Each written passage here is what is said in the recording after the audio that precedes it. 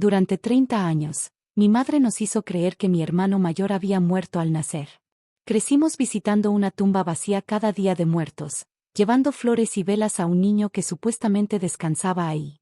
Pero todo cambió cuando encontré un viejo certificado de nacimiento mientras limpiaba el ático de la casa familiar en Oaxaca.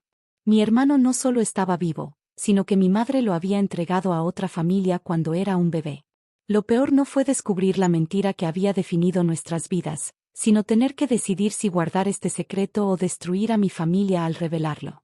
No sabía que mi decisión tendría consecuencias devastadoras cuando él, mi hermano perdido, apareció en nuestra puerta buscando respuestas y venganza. Si crees que conoces todos los secretos de tu familia, esta historia te hará cuestionar todo. Suscríbete ahora y activa las notificaciones para escuchar historias reales que demuestran que a veces, la verdad es más dolorosa que cualquier mentira. Mi nombre es Luisa Hernández, tengo 35 años y toda mi vida ha sido construida sobre una mentira tan grande que cuando la descubrí, sentí que el suelo se abría bajo mis pies. Crecí en una casa tradicional en el centro histórico de Oaxaca, una de esas casas coloniales con patio interior y bugambilias trepando por las paredes. Mi padre, Francisco, era profesor universitario, y mi madre, Elena, trabajaba como enfermera en el hospital regional. Teníamos una vida cómoda y tranquila, yo y mis dos hermanas menores, Marcela y Sofía. Desde pequeñas, cada 2 de noviembre, Día de los Fieles Difuntos, nuestra familia realizaba el mismo ritual. Visitábamos el panteón municipal, donde supuestamente descansaba mi hermano mayor, Miguel Ángel. Según nos contó mi madre, Miguel Ángel había nacido 3 años antes que yo, pero murió poco después del parto debido a complicaciones respiratorias. Era un ángel demasiado hermoso para este mundo, nos decía mi madre mientras depositaba cempasúchil sobre la pequeña lápida que tenía grabado su nombre y 2 fechas con solo días de diferencia. Para nosotras, Miguel Ángel era casi un santo, un espíritu protector que cuidaba a nuestra familia desde el cielo. Mi madre siempre hablaba de él con los ojos húmedos, describiéndonos cómo tenía el cabello negro y abundante, igual que mi padre, y una mirada tranquila. Apenas abrió sus ojos, me miró como si ya me conociera, nos contaba. La historia de Miguel Ángel era tan parte de nuestra identidad familiar como las recetas secretas de mole que mi abuela nos había heredado. Nunca, ni por un momento, cuestioné su existencia o las circunstancias de su muerte. Todo cambió hace 2 años. Mi padre había fallecido recientemente después de una larga batalla contra el cáncer, y yo había regresado a la casa familiar para ayudar a mi madre a organizar sus pertenencias. Mis hermanas vivían fuera de Oaxaca, Marcela en Ciudad de México con su familia y Sofía en Guadalajara terminando sus estudios de posgrado. Era una tarde calurosa de mayo. Mi madre había ido a su trabajo en el hospital, y yo aprovechaba para revisar el ático, un espacio que llevaba años acumulando cajas de recuerdos, documentos y objetos olvidados. Quería organizar todo antes de que mi madre se jubilara el año siguiente y posiblemente vendiera la casa para mudarse a un lugar más pequeño. Entre el polvo y las telarañas, encontré una caja de madera tallada que nunca había visto antes. Tenía un pequeño candado, pero estaba abierto. Dentro, había varios sobres amarillentos, fotografías antiguas y documentos oficiales. Uno de ellos llamó mi atención inmediatamente, un certificado de nacimiento a nombre de Miguel Ángel Hernández Vega, mi supuesto hermano fallecido. La fecha coincidía con lo que siempre nos habían dicho, 10 de marzo de 1983. Lo extraño era que, adjunto al certificado, había otro documento, un acta de adopción fechada 3 meses después. Sentí que el aire se volvía denso, difícil de respirar, mientras mis ojos recorrían las líneas una y otra vez, intentando entender lo que estaba leyendo. Miguel Ángel no había muerto. Había sido dado en adopción a una pareja de apellido Gutiérrez. Junto a estos documentos había varias cartas escritas a mano. Cartas que mi madre había redactado pero que aparentemente nunca envió. Todas dirigidas a Miguel Ángel, explicándole por qué había tomado la decisión de entregarlo, pidiéndole perdón, contándole sobre sus hermanas que crecían sin conocerlo. Mi querido hijo, decía una de ellas, hoy cumples 10 años y no puedo dejar de pensar en cómo serás ahora. ¿Te gustará la escuela? ¿Tendrás amigos? ¿Te tratarán bien tus padres? La decisión que tomé hace una década me sigue atormentando cada día, pero quiero que sepas que lo hice porque tu padre, tu verdadero padre, amenazó con destruirnos a todos y te reconocía como suyo. Me detuve en seco. ¿Su verdadero padre? Las fechas no mentían. Miguel Ángel había nacido casi un año antes de que mis padres se casaran. Lo que significaba que mi padre, Francisco, no era su padre biológico. Seguí leyendo, carta tras carta, descubriendo fragmentos de una historia que mi madre había mantenido oculta toda su vida. Al parecer, ella había tenido una relación con un hombre casado, alguien poderoso en Oaxaca. Cuando quedó embarazada, él la abandonó, amenazándola para que guardara silencio. Mi padre, que ya la cortejaba entonces, decidió casarse con ella a pesar del escándalo que supondría una madre soltera en el conservador Oaxaca de los años 80. Pero ese hombre, el padre biológico de Miguel Ángel, no se contentó con abandonarlos. Según las cartas, cuando supo que mi madre seguía adelante con el embarazo, la amenazó con asegurarse de que nunca encontrara trabajo en Oaxaca, con destruir la reputación de mi padre en la universidad. La presión fue tan grande que mis padres tomaron la decisión de dar al niño en adopción y fingir que había muerto, mudándose brevemente a Puebla durante el proceso y regresando a Oaxaca meses después con la historia de su hijo fallecido ya establecida. No podía creer lo que estaba leyendo. Mi madre, a quien siempre había visto como el epítome de la honestidad, había mantenido esta mentira colosal durante más de 3 décadas. Había construido un altar a un hijo que no estaba muerto, nos había llevado año tras año a dejar flores en una tumba vacía. Escuché el sonido de la puerta principal. Mi madre había regresado del hospital antes de lo previsto. Rápidamente, guardé los documentos en la caja y la coloqué donde la había encontrado. Necesitaba tiempo para procesar lo que había descubierto antes de confrontarla. Durante las siguientes semanas, viví en un estado de conmoción y confusión. Observaba a mi madre preparar el desayuno, regar las plantas, realizar todas esas tareas cotidianas, y me preguntaba cómo había podido cargar con ese secreto durante tanto tiempo. ¿Cuánto dolor había estado escondiendo detrás de su sonrisa serena? Parte de mí quería gritarle, exigirle explicaciones, liberar toda la rabia y la confusión que sentía. Otra parte entendía el imposible dilema que había enfrentado siendo tan joven, la presión social y las amenazas. Y otra parte, la que más me avergonzaba, simplemente quería pretender que nunca había encontrado esos documentos, seguir viviendo en la confortable mentira que había definido nuestra familia. Finalmente, decidí hablar primero con mis hermanas. Las llamé por videoconferencia una noche mientras mi madre asistía a su clase semanal de cerámica. Sus rostros mostraron inmediatamente interés. Nuestro hermano Ángel era un tema que siempre provocaba emociones fuertes en la familia. Les conté todo, la caja, los documentos, las cartas.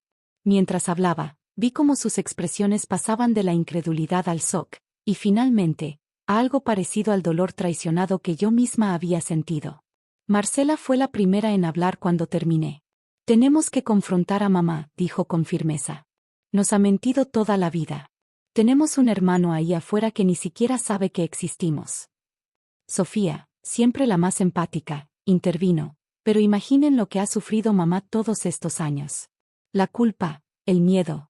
Y ahora que papá no está, ¿de verdad queremos hacerla pasar por esto? ¿Y qué hay de Miguel Ángel?, rebatió Marcela. ¿No merece saber la verdad? ¿No merecemos todos conocernos? La discusión se extendió durante horas. Al final, llegamos a un compromiso incómodo. Esperaríamos a que pasara el aniversario de la muerte de nuestro padre, en 2 meses, antes de decidir cómo proceder. Mientras tanto, intentaríamos averiguar más sobre la familia Gutiérrez y el paradero actual de Miguel Ángel, sin alertar a nuestra madre. Lo que no sabíamos entonces era que nuestras indagaciones removían aguas que habían estado quietas durante demasiado tiempo. Un mes después, mientras preparaba la cena en la casa familiar, escuché el timbre de la puerta. Mi madre había salido a comprar medicamentos, así que fui a abrir. En el umbral estaba un hombre de unos 38 años, alto, de complexión fuerte, con el mismo cabello negro y abundante que mi padre, pero con facciones que me resultaban inquietantemente familiares de otro modo. Tenía algo en los ojos, en la forma de su nariz, que me recordaba al rostro que veía cada mañana en el espejo. ¿Puedo ayudarlo?, pregunté, sintiendo un escalofrío recorrer mi espalda. Mi nombre es Miguel Ángel Gutiérrez, dijo con voz grave. Aunque supongo que originalmente era Hernández. Estoy buscando a Elena Vega. El mundo pareció detenerse a mi alrededor. Mi hermano, El fantasma que había perseguido a nuestra familia durante décadas, estaba frente a mí, de carne y hueso. Ella no está en casa ahora, balbuceé, incapaz de procesar completamente lo que estaba sucediendo. Soy Luisa. Su hija. Una sonrisa sin humor curvó sus labios. Su otra hija, querrás decir. No supe qué responder. Parte de mí quería abrazarlo, decirle que durante años habíamos llorado su supuesta muerte. Otra parte sentía miedo ante la dureza de su mirada. ¿Puedo pasar?, preguntó, aunque su tono sugería que no era realmente una pregunta. Lo dejé entrar, guiándolo hasta la sala donde tantas veces habíamos contemplado la única fotografía existente de él, una imagen borrosa de un bulto en una manta que mi madre aseguraba era Miguel Ángel poco después de nacer. ¿Cómo nos encontraste?, logré preguntar mientras nos sentábamos. Mi madre adoptiva me confesó la verdad en su lecho de muerte hace 6 meses, explicó. Me dio los pocos documentos que tenía y me dijo que mi madre biológica trabajaba como enfermera en Oaxaca. No fue difícil seguir el rastro desde ahí.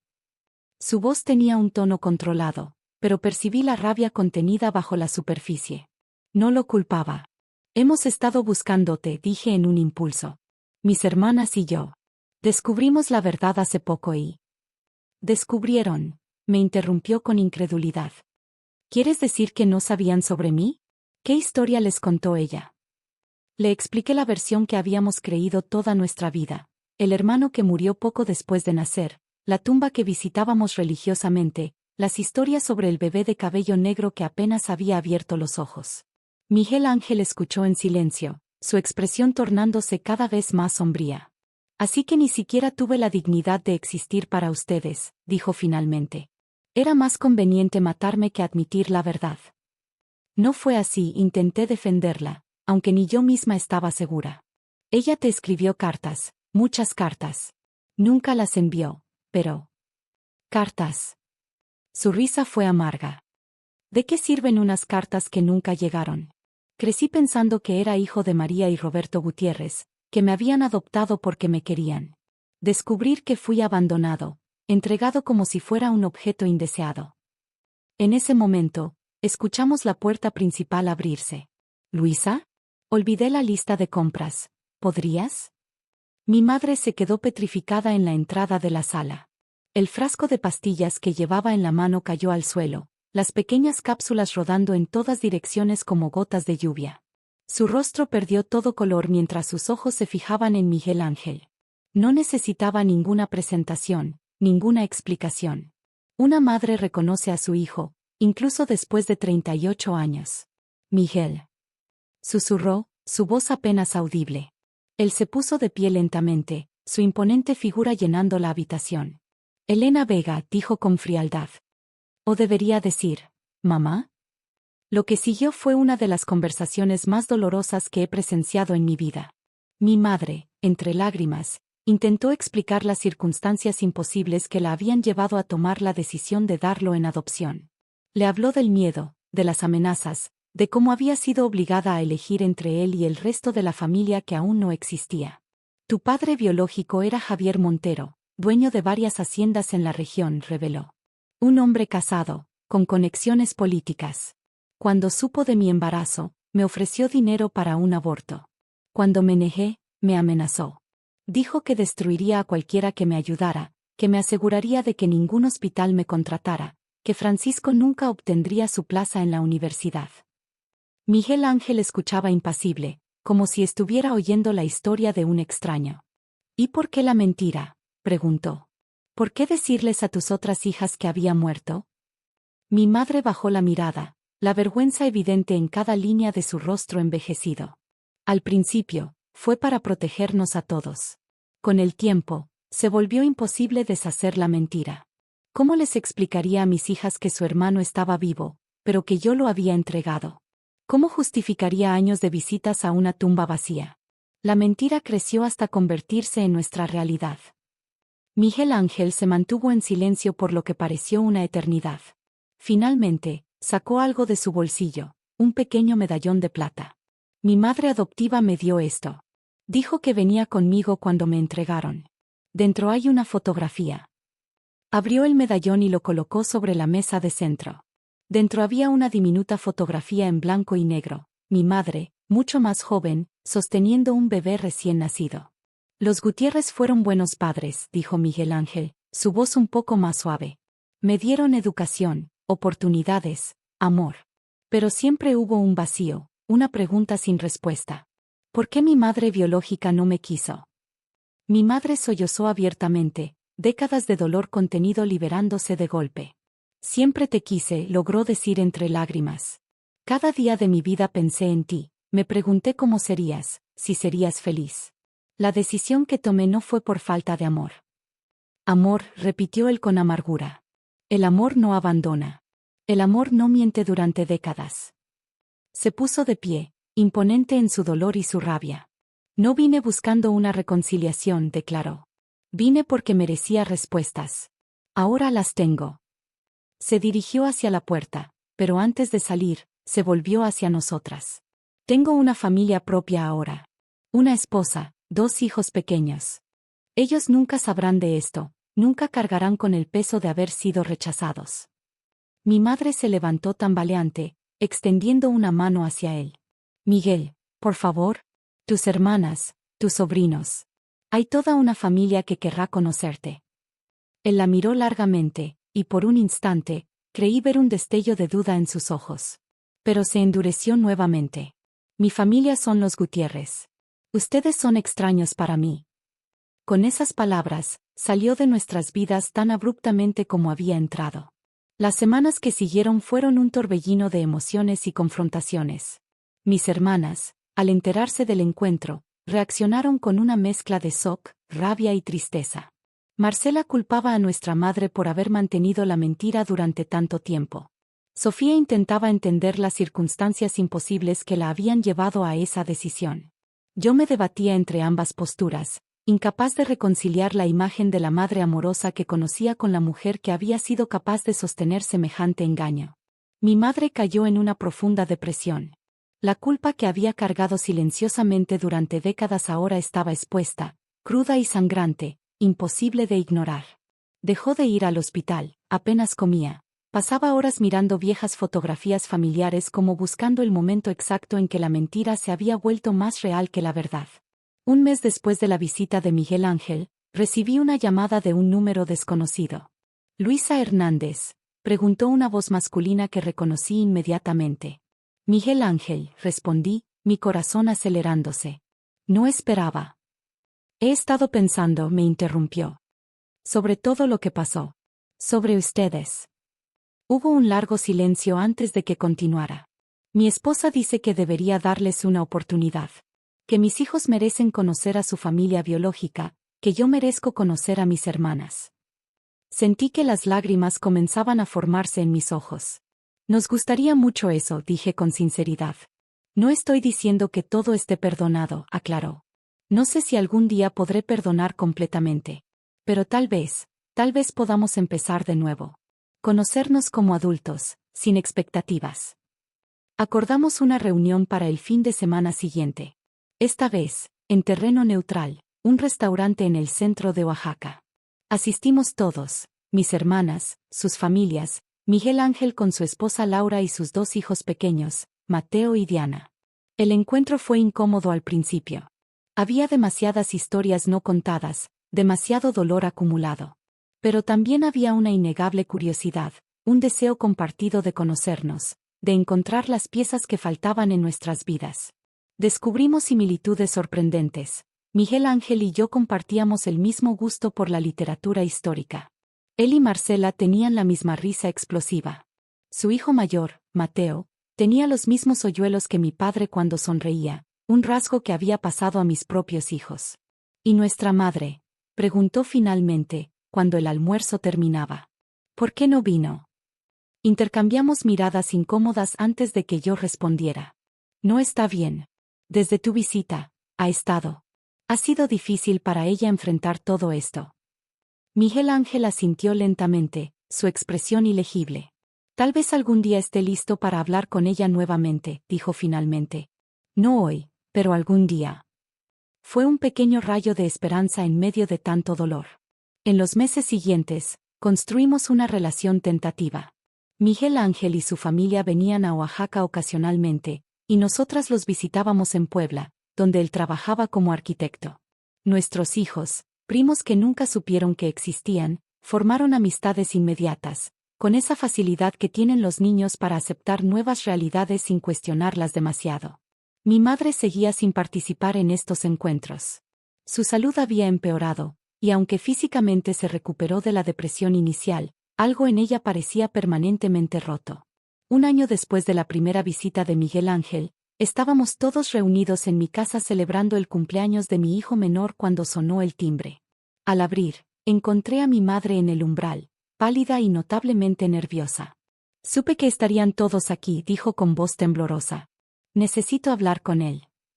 La conduje al interior, donde la reunión se detuvo abruptamente al verla.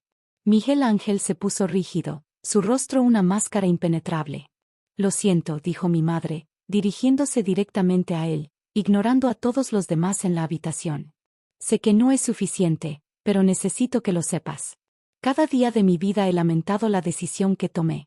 No porque no fuera necesaria en ese momento, sino porque permitió que la mentira creciera hasta consumirnos a todos. Miguel Ángel no respondió, pero tampoco se alejó cuando ella se acercó. No te pido que me perdones, continuó. Solo te pido que sepas que nunca, ni un solo día, dejé de amarte. Que cada 2 de noviembre, cuando visitábamos esa tumba vacía, mis lágrimas eran reales. Lloraba por el hijo que había perdido, aunque no de la manera que todos creían. Sacó algo de su bolso, un pequeño álbum de fotografías. Son tuyas, dijo, extendiéndolo hacia él. Las guardé todos estos años. Con manos ligeramente temblorosas, Miguel Ángel tomó el álbum y lo abrió. Dentro había recortes de periódicos, notas escolares, fotografías, fragmentos de una vida que no había compartido con ella, pero que ella había intentado seguir desde la distancia. ¿Cómo? Comenzó a preguntar. Los Gutiérrez eran buenos amigos de los primos de Francisco, explicó mi madre. No fue coincidencia que ellos te adoptaran. Elegí una familia que pudiera seguir indirectamente, personas de confianza que te darían el amor y las oportunidades que yo no podía darte entonces. La revelación pareció sacudir a Miguel Ángel. La idea de que su adopción no había sido aleatoria, que su madre biológica había intentado, a su manera imperfecta, protegerlo incluso en el abandono. No sé si algún día podremos tener una verdadera relación madre-hijo, dijo él finalmente. Hay demasiado tiempo perdido, demasiado dolor. Mi madre asintió, aceptando la verdad de sus palabras. Pero mis hijos merecen conocer a su abuela, continuó. Y creo que ambos merecemos la oportunidad de intentarlo. No fue un final feliz de telenovela. No hubo abrazos dramáticos ni perdones instantáneos. Solo un pequeño paso hacia la posibilidad de sanar, de construir algo nuevo de las cenizas de tantas mentiras y tanto dolor. Han pasado 5 años desde entonces. Nuestra familia ha encontrado una nueva normalidad, una que incluye a Miguel Ángel y su familia en nuestras vidas. Las reuniones ya no son incómodas, aunque ocasionalmente surge algún tema sensible que nos recuerda el camino que hemos recorrido. Mi madre y Miguel Ángel han desarrollado una relación respetuosa, si no completamente cálida. Hay demasiadas cicatrices para pretender que el pasado no existió, pero también hay un reconocimiento mutuo del dolor que ambos cargaron, aunque de maneras diferentes. A veces me pregunto cómo habría sido nuestra vida si mi madre hubiera tomado decisiones diferentes. Si hubiera encontrado el valor para desafiar a Javier Montero, si hubiera confiado en que mi padre la apoyaría incondicionalmente, si nos hubiera contado la verdad desde el principio. Había demasiadas historias no contadas, demasiado dolor acumulado. Pero también había una innegable curiosidad, un deseo compartido de conocernos, de encontrar las piezas que faltaban en nuestras vidas. Descubrimos similitudes sorprendentes. Miguel Ángel y yo compartíamos el mismo gusto por la literatura histórica. Él y Marcela tenían la misma risa explosiva. Su hijo mayor, Mateo, tenía los mismos hoyuelos que mi padre cuando sonreía, un rasgo que había pasado a mis propios hijos. ¿Y nuestra madre?, preguntó finalmente, cuando el almuerzo terminaba. ¿Por qué no vino? Intercambiamos miradas incómodas antes de que yo respondiera. No está bien. Desde tu visita, ha estado. Ha sido difícil para ella enfrentar todo esto. Miguel Ángel asintió lentamente, su expresión ilegible. Tal vez algún día esté listo para hablar con ella nuevamente, dijo finalmente. No hoy, pero algún día. Fue un pequeño rayo de esperanza en medio de tanto dolor. En los meses siguientes, construimos una relación tentativa. Miguel Ángel y su familia venían a Oaxaca ocasionalmente, y nosotras los visitábamos en Puebla, donde él trabajaba como arquitecto. Nuestros hijos, primos que nunca supieron que existían, formaron amistades inmediatas, con esa facilidad que tienen los niños para aceptar nuevas realidades sin cuestionarlas demasiado. Mi madre seguía sin participar en estos encuentros. Su salud había empeorado, y aunque físicamente se recuperó de la depresión inicial, algo en ella parecía permanentemente roto. Un año después de la primera visita de Miguel Ángel, estábamos todos reunidos en mi casa celebrando el cumpleaños de mi hijo menor cuando sonó el timbre. Al abrir, encontré a mi madre en el umbral, pálida y notablemente nerviosa. Supe que estarían todos aquí, dijo con voz temblorosa. Necesito hablar con él. La conduje al interior, donde la reunión se detuvo abruptamente al verla. Miguel Ángel se puso rígido, su rostro una máscara impenetrable. Lo siento, dijo mi madre, dirigiéndose directamente a él, ignorando a todos los demás en la habitación. Sé que no es suficiente, pero necesito que lo sepas. Cada día de mi vida he lamentado la decisión que tomé. No porque no fuera necesaria en ese momento, sino porque permitió que la mentira creciera hasta consumirnos a todos.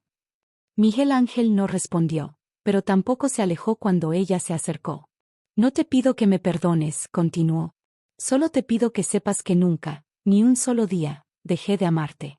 Que cada 2 de noviembre, cuando visitábamos esa tumba vacía, mis lágrimas eran reales. Lloraba por el hijo que había perdido, aunque no de la manera que todos creían. Sacó algo de su bolso, un pequeño álbum de fotografías. Son tuyas, dijo, extendiéndolo hacia él. Las guardé todos estos años. Con manos ligeramente temblorosas, Miguel Ángel tomó el álbum y lo abrió. Dentro había recortes de periódicos, notas escolares, fotografías, fragmentos de una vida que no había compartido con ella, pero que ella había intentado seguir desde la distancia. ¿Cómo? Comenzó a preguntar. Los Gutiérrez eran buenos amigos de los primos de Francisco, explicó mi madre. No fue coincidencia que ellos te adoptaran. Elegí una familia que pudiera seguir indirectamente, personas de confianza que te darían el amor y las oportunidades que yo no podía darte entonces. La revelación pareció sacudir a Miguel Ángel. La idea de que su adopción no había sido aleatoria, que su madre biológica había intentado, a su manera imperfecta, protegerlo incluso en el abandono. No sé si algún día podremos tener una verdadera relación madre-hijo, dijo él finalmente. Hay demasiado tiempo perdido, demasiado dolor. Mi madre asintió, aceptando la verdad de sus palabras. Pero mis hijos merecen conocer a su abuela, continuó. Y creo que ambos merecemos la oportunidad de intentarlo. No fue un final feliz de telenovela. No hubo abrazos dramáticos ni perdones instantáneos.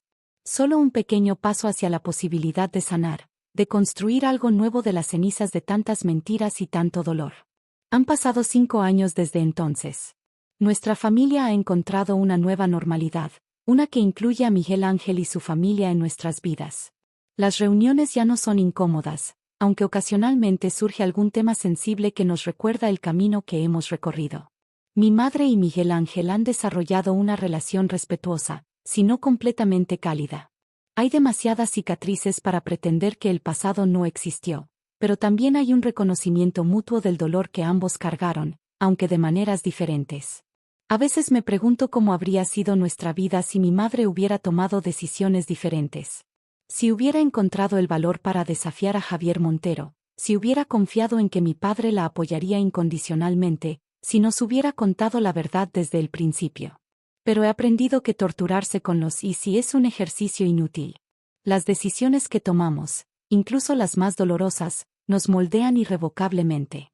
Lo importante es qué hacemos después, cómo reconstruimos a partir de las ruinas que nuestros errores a veces dejan. La mentira que definió nuestra familia durante décadas finalmente salió a la luz, y aunque el proceso fue doloroso, también fue liberador. Ya no vivimos en la sombra de un secreto que envenenaba silenciosamente cada relación, cada momento compartido. Si hay una lección que he aprendido de todo esto, es que la verdad, por dolorosa que sea, siempre encuentra su camino a la superficie. Y cuando lo hace, tenemos dos opciones: dejar que nos destruya o usarla como cimiento para construir algo nuevo, algo más honesto y, por lo tanto, más fuerte. Mi madre cometió un error al mentir durante tantos años. Yo cometí un error al dudar sobre si revelar lo que había descubierto. Miguel Ángel, tal vez, cometió un error al cerrarse inicialmente a la posibilidad de conocernos. Pero todos, a nuestra manera, hemos encontrado el camino hacia el perdón. No un perdón que borra el pasado, sino uno que nos permite seguir adelante a pesar de él. Y eso, a fin de cuentas, es lo que significa ser familia, no la ausencia de errores o dolor, sino la voluntad de sanar juntos, de reconstruir juntos, de seguir amándonos a pesar de nuestras imperfecciones y nuestras heridas. Si esta historia te conmovió, no olvides suscribirte a nuestro canal para más testimonios sobre secretos familiares y sus consecuencias. Deja en los comentarios tu opinión. ¿Crees que la madre hizo lo correcto al proteger a su familia con esa mentira? ¿O habría sido mejor la honestidad desde el principio? Comparte tu experiencia si has vivido algo similar, y recuerda activar las notificaciones para no perderte nuestras nuevas historias cada semana.